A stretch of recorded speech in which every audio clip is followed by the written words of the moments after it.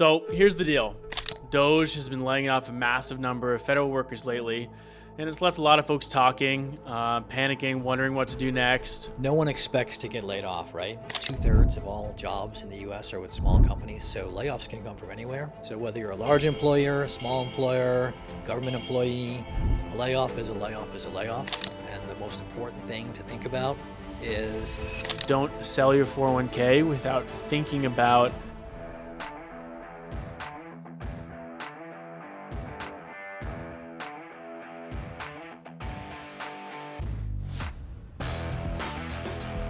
Hello everyone, welcome back to another episode of Assets and Taxes. I'm Bart Wilson, I run operations here at Asset Strategy, and I'm joined by my colleague and friend Tim Black, our Director of Retirement. So here's the deal. DOGE has been laying off a massive number of federal workers lately, and it's left a lot of folks talking, panicking, wondering what to do next, especially from a financial perspective. You know, job loss is something that is a risk we all could face, company corporate layoffs, or something happens that you don't foresee. So we think it's an important time to highlight this, and let's not waste any time, get right into it. So, Tim, if you're laid off, what do you think is the immediate checklist that you need to go through? Yeah, so no one expects to get laid off, right? It sort of sneaks up on you.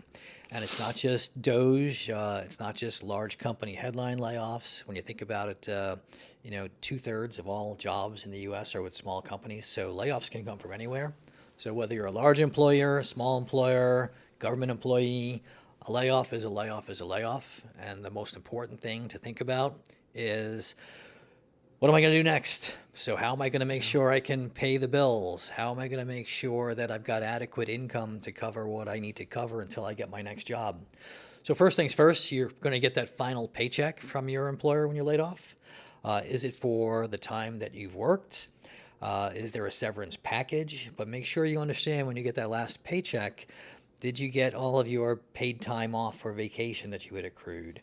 Did you get any residual bonuses that were out there? But any other cash compensation that was due to you, make sure that it's included in that final paycheck before you walk out the door. Don't leave any cash on the table.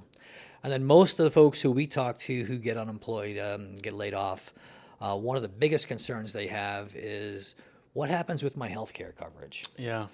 So healthcare, there really is two things to think about. Healthcare premiums when they're paid by you and your employer, and usually you're paying a piece of it. But premiums cover a full month of coverage. So if you're laid off early or mid-month, you're covered through the end of that monthly period. So you still have coverage for a very short period of time. But after that time wraps up, you've got to think about, can I continue my healthcare coverage offer that was offered through my employer if you had it? And you can through a program called COBRA. And what COBRA does, COBRA says you can continue as though you were covered by your employer's plan, because you still are. But instead of your employer picking up a piece of those monthly premiums, you pay the entire amount yourself, which can be pretty expensive. And it's not just the entire amount, but there's usually a 3 or 4 or 5% administrative fee on top of that.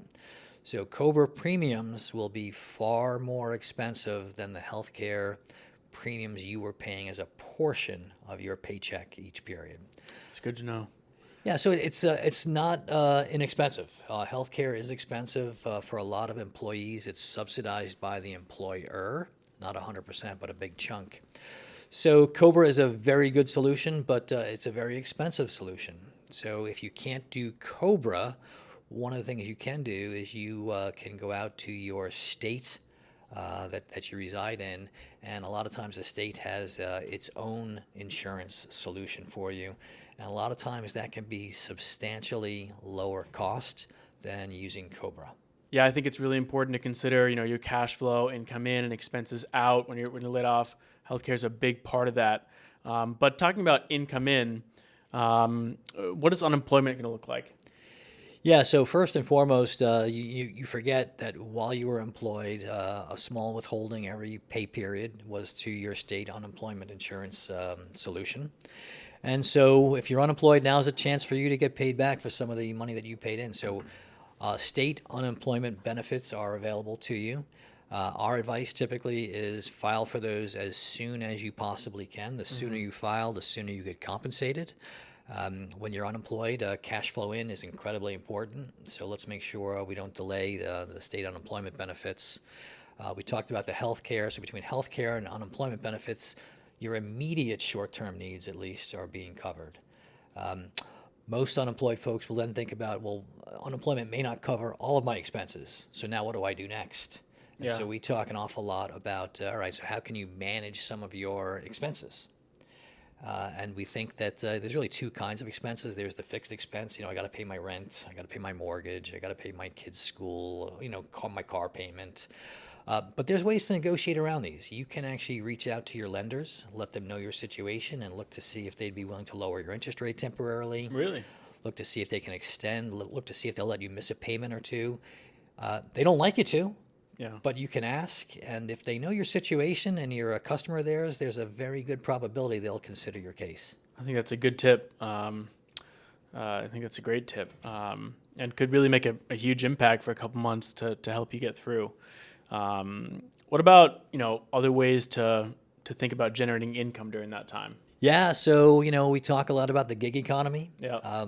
While you're looking for work, while you're collecting unemployment benefits, you can consider the gig economy. If you have a magic skill set, maybe you're a musician, there's a ways to do things. Maybe you're a magician, there's a way to do things. Go work the birthday party circuit. But some of the things we see a lot, Uber driving, DoorDash delivery, there's ways to find to make ends meet. I've got a client who does dog walking. But it pays the bills. Yeah. So you get to hang out with dogs all day. It's not terrible. I have a friend that was laid off, and in the meantime, he picked up handyman work.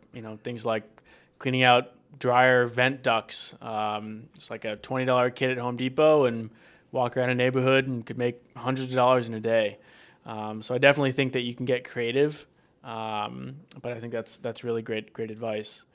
So, we're talking about income expenses. What about savings? Help us understand what happens to your retirement account now that you're no longer there, and can you access it? Is that a place you can use? Yeah, so it's a great next set of questions after you've hit the primary things you need to think about. I've got this retirement account. What do I do with it? Yeah. So first of all, there are ways to access money in your 401k or 403b before you hit the magic retirement age or the magic number 59 and a half, where sometimes withdrawals are allowable without penalty. Okay.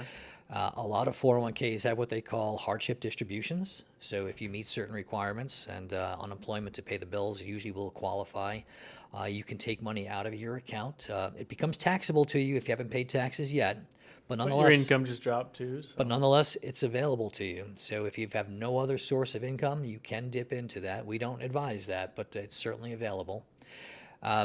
But if you're not looking to take money out of your 401k for emergency usage for short-term cash needs, some of the choices to think about for your 401k, you can actually leave it in your employer's plan. You can't contribute to it anymore, but it can continue to participate in growth in the market. So if the market goes up, your account balance should go up as well.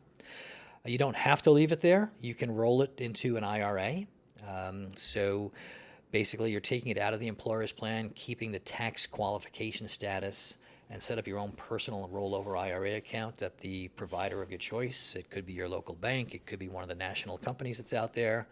Obviously, Asset Strategy is there to help you with that decision. Yeah. But you're not without choices with your 401k balances. And I think that's something that a lot of people kind of question what's the right choice here. Something that a lot of people don't realize is in your 401k, there's typically, some kind of administration fee that your employer was picking up, and you can leave your money in the plan, but most of the time there's an administration fee if you're no longer an employee that you pay, every month. It comes out of the account. So something to be aware of, to definitely, if you have the time, take a look at. We talked about DOGE at the beginning. A lot of talk about government employees being laid off. Help us understand for that audience how this all applies to the Thrift Savings Plan. Yeah, sure. So if you're a government employee, your employer-sponsored retirement plan probably is the Thrift Savings Plan. Sometimes we call it the TSP. So the TSP is a incredibly large pool of money, and so they've got great negotiating power. And the cost of the investments in the TSP is about as low as you're going to find anywhere. So it's an incredibly low-cost retirement plan solution. So if you're not planning on dipping into your account balance, there's not a huge incentive to get out of the TSP plan because the expenses are just you can't get a lower cost solution pretty much anywhere out there in the marketplace. That's good tip. However, if you're not managing the money yourself and you need some help with asset allocation, the choices of investments in the TSP plan are somewhat limited. So if you've got an investment advisor who's helping you out, you can roll your money into an IRA. It may cost a little more from an investment perspective, but most advisors should be able to demonstrate adding value for that cost in exchange for that cost. We talked a little bit about your accounts. We like to coach our clients to having an emergency fund in case of an event like this or some big healthcare expense, something that you weren't expecting. Can we talk a little about emergency funds, how to make them last, and how to make sure that you're preparing yourself with one? Yeah, so when we talk to our clients, emergency savings is a cornerstone of that discussion. While you're employed, so we're talking about unemployed or being laid off, but while you're employed, the hierarchy of the savings equation is it makes sense to save up to the employer matching contribution level in your 401k plan. So if your employer is matching 50 cents on the dollar for every dollar you put in, up to 6% of your pay, if you're putting 6% of your pay in, that's fantastic. You're getting the full match. Before you put any more in your 401k after that, you should consider moving funds into an emergency savings account, however you want to put it. And you should probably try to have 3 to 6 months of your monthly expense needs covered. So if you do get laid off, you're able to pay those bills. And keep in mind, COBRA as a solution can increase your monthly costs when you're no longer employed. Yeah.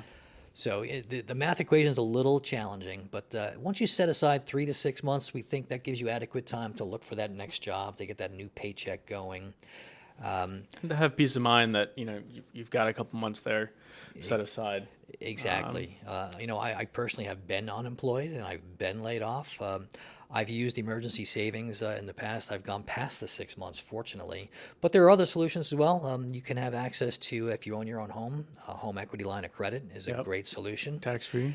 I have in place whole life insurance. I took a policy loan against my life insurance policy.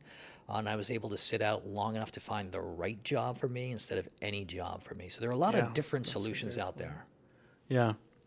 And of course, if you're putting your emergency fund in savings, we would highly recommend finding something high yield to make sure that it's been put to work for you, even though it's serving a purpose in cash.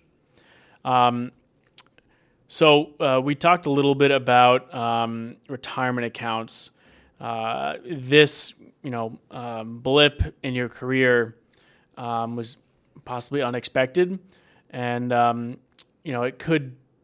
I can see a lot of people that are concerned about derailing their plans for the future.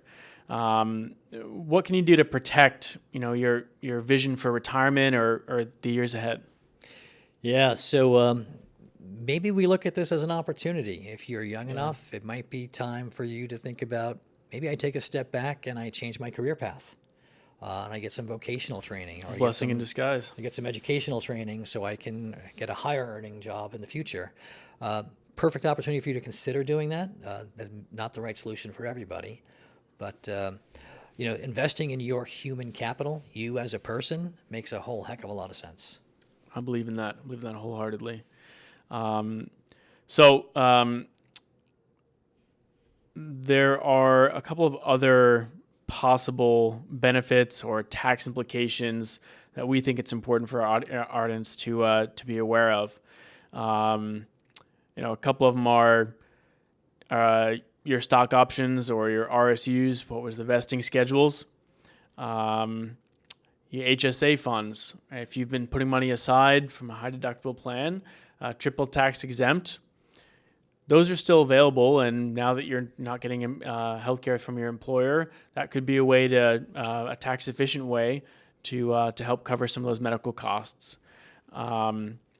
job hunting expenses while you're out there looking, possibly on unemployment, may be tax deductible.